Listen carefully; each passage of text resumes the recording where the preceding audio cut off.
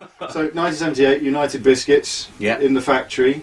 Then a year later you were at LBC. How did that happen? Because the lorry drivers' strike occurred in 1979, and in 79 United Biscuits, based up at Osterley, decided they couldn't afford to run UBN. We had full-time DJs. A lot of people had moved on to other radio stations. We had still a full-time crew down there, people doing 4-hour shows, and my boss came on to LBC and he was newsreading. And he said to me, he said, "You're a good newsreader," because I'd learnt to read before. I was a very good sight reader, very good sight reader. And he said, "Why don't you make an audition tape for LBC?" And I thought, oh, how boring. A speech radio station, how dull. Don't they play any music? And he went, "No, there isn't any music." He said, "You just talk." So he said, but you can do newsreading, and it pays quite well. So I said, okay. So we sat down and we made an audition tape. And the audition tape was very simple. We recorded an LBC bulletin.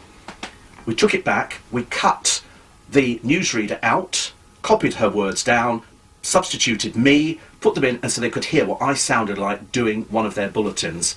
And I got the job like that. And that was your first gig? That was my first gig. Just reading the news? On the 12th of December 1979, I started newsreading at LBC overnight. Can you remember what was in the news that night? No. No. Not I knew you were going to say. I can't remember. I do have somewhere at home on tape my first bulletin, really? But it sounded butch.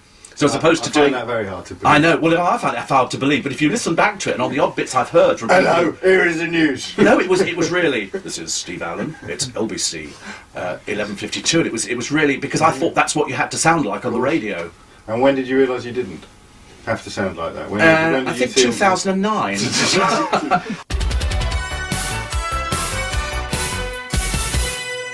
A very good evening to you. This is Steve Allen with the main stories.